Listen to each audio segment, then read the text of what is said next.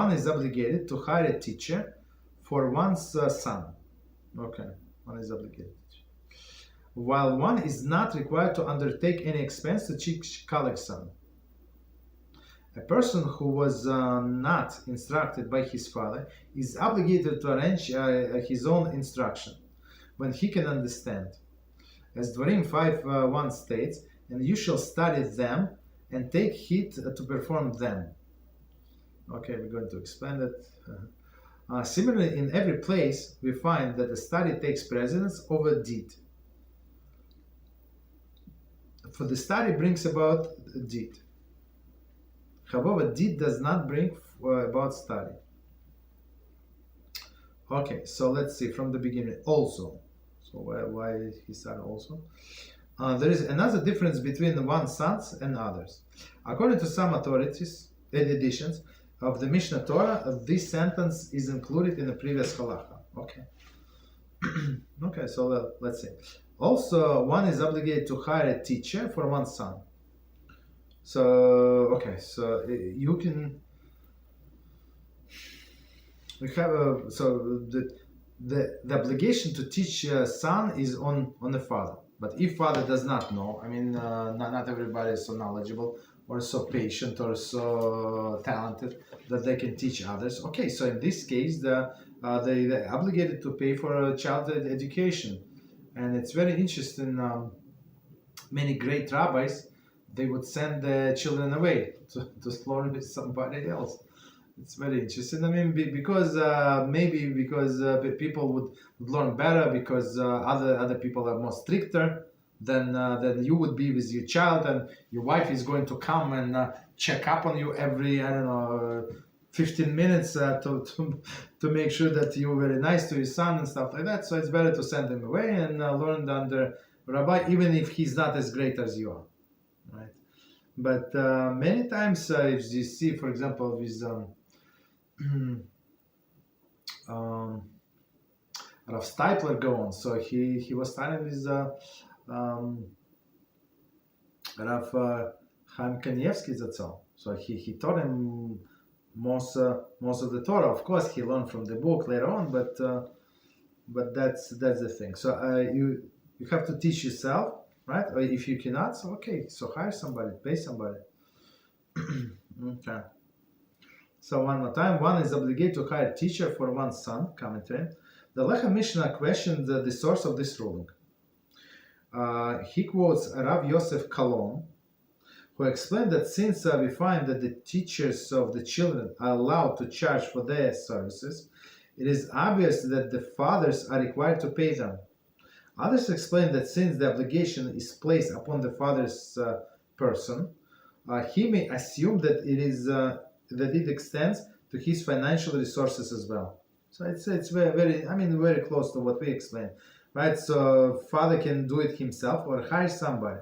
So even in general, Rambam always say that a person cannot charge for the learning of the Torah, for teaching of the Torah in general. But not everybody agreed, and they say, of course, if person is going to work the whole day and then teach you 1 hour a night, 2 hours, whatever, how many hours, and then of course he's would not be so knowledgeable, he would not be so pure, his mind would be on the business and dealings and stuff like that. So our later authorities say, okay, the teachers of the Torah can charge money, okay, especially for this smaller children, right? Because I mean, father is going to work. He does not have capacity to teach his children. So he asked me to teach his son. Okay, I can teach his son, but I'm losing my work, right? I could have done something else in this time. Okay, so he has to pay me compensation for what I'm losing. Okay, and the compensation, of course, there is no problem. Continue. Since the person is obligated to pay for his children's studies, he cannot deduct those costs from the tithe he is required to pay, to give to the charity. Okay, so it's very interesting thing. Of course, I mean, I don't want to go into this very deep, but because there is no time. But what he's saying, since the father is obligated to pay for his son's education, meaning what, right? So it says that he cannot use this money from charity. So he has to separate tithe, which is 10% or whatever 15, 20%, or whatever he separates. So he cannot use this money for a child education, because it's one of the mitzvahs that he has to do himself. So I cannot buy tefillin, for example, for my from my maser. I cannot do that. I can do it for a poor person. Yeah, somebody cannot afford tefillin, and I said, okay, here we go. I take my 20%, whatever I saved up for a year or whatever. So it's enough to give them to buy a new tefillin. Okay, that's no problem. But for ourselves or our family, we cannot do it because we are obligated anyway to the mitzvahs. Okay. So one more time, since the person is obligated to pay for his children's studies, he cannot deduct the cost from the tithe he is required to give to charity. So that's what we just explained. Nevertheless, there is no need to stint in the fulfillment of this obligation. Right? So, okay, so I mean, sometimes this education is not sometimes, very often it's very costly. Right? So, Beezrat 16a relates that the person's income for the entire year established during the judgment of Rosh Hashanah, with exception of the money he spends to prepare for Shabbos and Shabbosim and festivals, and that's spent on the teacher his son's Torah. So this is all of the money for all of the car insurance, your rent, your electric bill, this bill, that bill, right? Everything included, right? Your food, of course, medical expenses, right? All of these things included, right? Except whatever you're going to spend on Shabbos and whatever you spend Yom Tov and the children's education. So this is extra. It's like I would call it like reimbursements, right? So in my job, so for example, they say like, if you want to do this, so go ahead and buy it. I did like many years ago. I think it was what was it like? If you would need like new books, so my job would require to learn me a course, even though we were able to afford books do not cost that much. But of course, if you buy the books, whatever you need for your job to advance, so you would buy a book and they would reimburse you. So this would be extra on the check. So it's not your salary, it's something extra.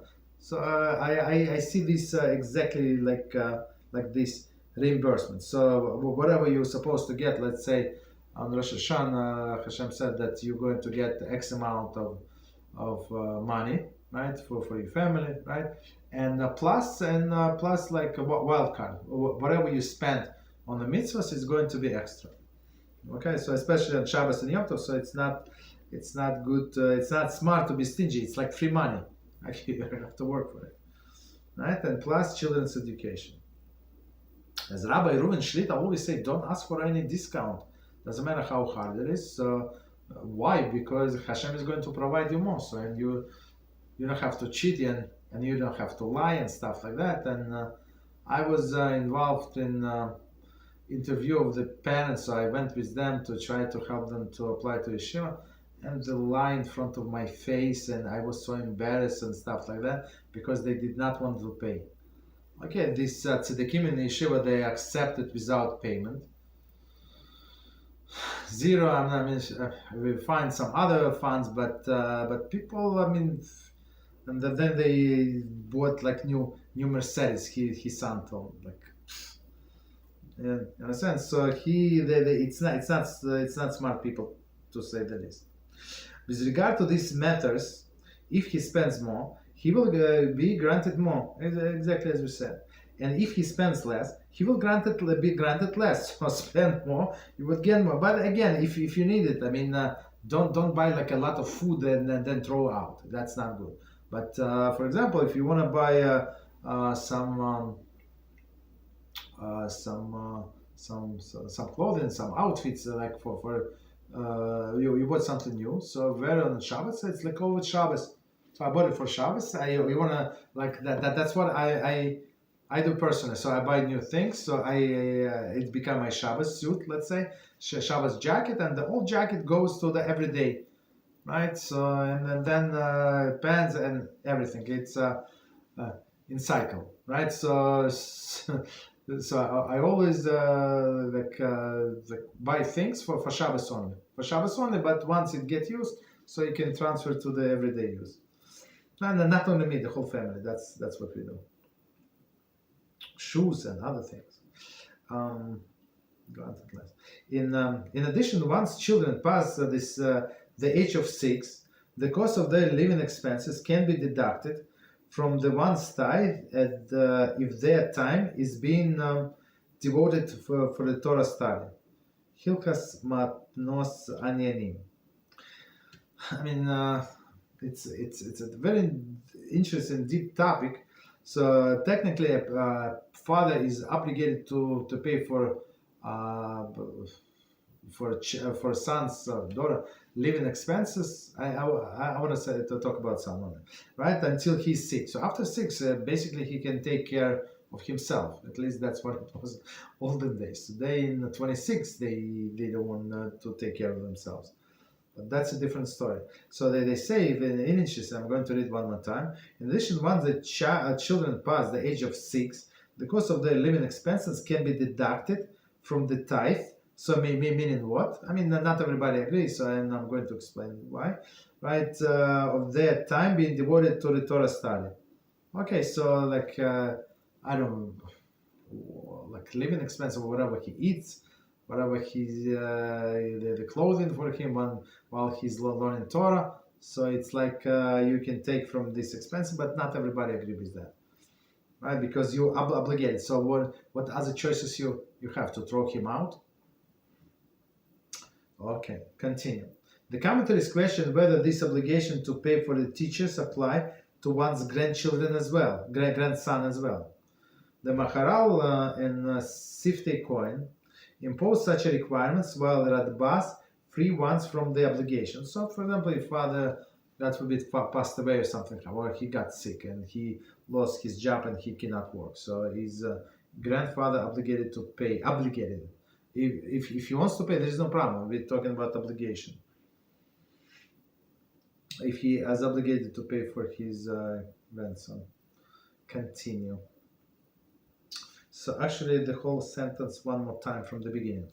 Also, one is obligated to hire a teacher for one's son, while one is not required to undertake any expense to teach colleague's son. So for my neighbor's son, I'm not obligated to pay. As a part of one's obligation to teach Torah, right? So I mean, of course, as a chesed, as a tzedakah, I can give the money, and it's very good, right? Nevertheless, so when we did not have money for this boy who went from the public school into yeshiva, so I called few people that I know who know me, who trust me, and I said that we need some money, at least pay for a few months. Maybe these stupid parents of his are going to get some conscience, and they would start paying also. So and everybody paid, everybody chipped in a little, and we paid. Not the whole, but the discounted price, but we paid. Nevertheless, every Jew is obligated to give charity, and one of the most important priorities, particularly at present, for the charity is the education of the children. So if you don't educate children, you're going to get monsters. I mean, in Torah, that's the education. See Ramah, Hoshen Hamishpat 163.3, Shulchan Aruch Harav, Hilchos Talmud Torah 1.3. Okay.